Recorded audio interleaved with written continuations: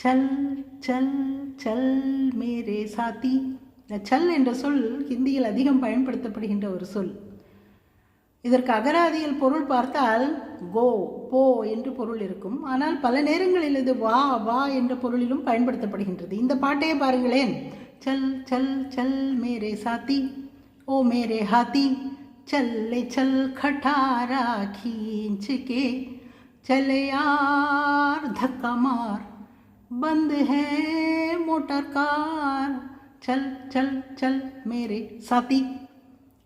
இங்கு சல் சல் சல் என்பது வா வா வா என் தோழனே, மேரே சாத்தி, ஓ மேரே ஹாத்தி எனது யானையே, சல்லே சல் கட்டாரா கீஞ்சுக்கே வா, இந்த வண்டியை இழுத்து கொண்டு போகலாம். என்ன வண்டி? கட்டாரா. கட்டாரா என்றால் ஓட்ட வண்டி, ரிப்பேர் ஆன வண்டி. கட்டாரா கீஞ்சுக்கே, கீஞ்சுக்கே என்றால் இழுத்து கொண்டு செல்லலாம். யார் தக்கா மார், யார் யார் என்றால் நண்பனே, செல்ல யார் வாப்பா போகலாம்.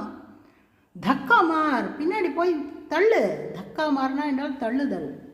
பந்து ஹே motor car, motor car repair ஆகிடுது, நின்று போச்சு.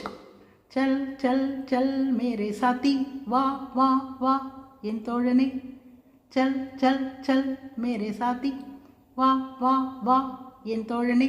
இந்த சல் என்ற பயன்பாடு சாதாரண பேச்சு வழக்கில் நீங்கள் பார்த்திருக்கலாம். சலோ ஹம் சல்தே ஹே, வா நாம் போகலாம் என்று பயன்படுத்துகின்றோம் அல்லவா? சரி, வாருங்கள் செல்லலாம். சல் சல் சல் மேரே சாத்தி. எங்கு போகலாம்? ஹிந்தி கற்க போகலாம். சரியா? धन्यवाद.